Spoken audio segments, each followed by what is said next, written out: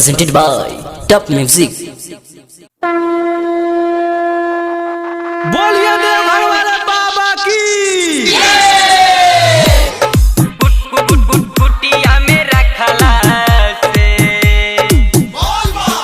ये बाबा बादशाह भंगिया खा गइल खाली कुटिया में रखला से। Presents by Rekha Films। कुटिया में रखला से ये बाबा बादशाह भंगिया खा गइल खाली कुटिया में रखला से। ये बाबा बादशाह भंगिया खा गइल खाली कुटिया में रखला से। हो देह डोलता नहीं बोलता, हो देह डोलता नहीं बोलता, नहीं भागता वे हकला से। ए बाबा बादशाह भंगिया खा गइल खाली कुटिया में रखला से।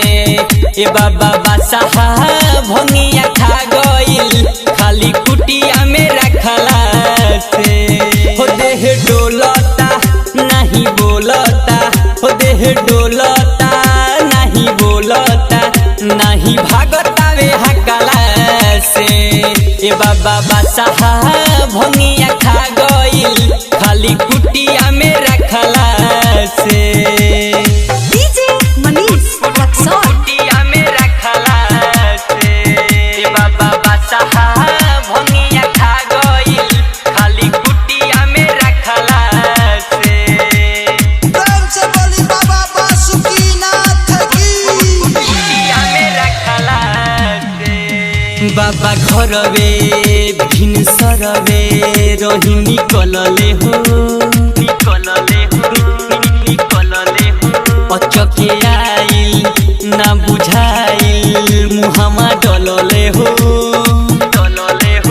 मुहामा डलले हो लागता डरवाए बाबा रुआ डांटला से, हो डांटला से, बड़ी डांटला से। बाबा घरवे भिन सरवे रही निकलले हो, निकलले हो अचके आइल ना बुझाइल मुहामा डलले हो। मुहामा डलले हो लागता डरवाए बाबा रुआ डांटला से, हो डांटला से, बड़ी डांटला से। बतिया न मानता देहिया के झारता देखनी हो बहारा से।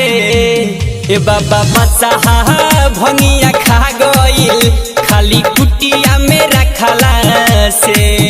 ए बाबा बादशाह भंगिया खा गइल खाली कुटिया में रखला से।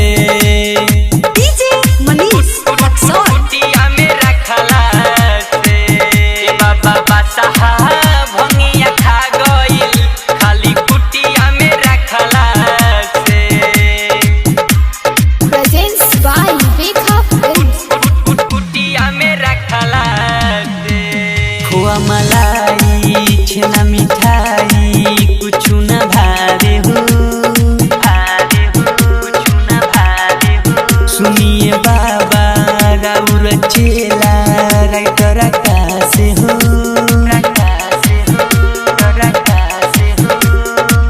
बतिया मानिए बाबा रंजित राही के, हाँ राही के, रंजित राही के।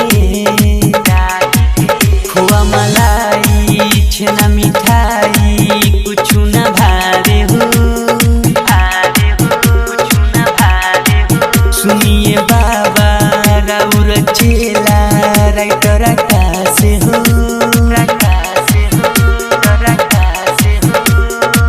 बतिया मानिए बाबा रंजित राही के, हाँ राही के, रंजित राही के।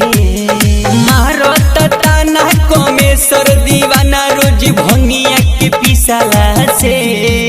ए बाबा बादशाह भंगिया खा गइल खाली कुटिया में रखला से।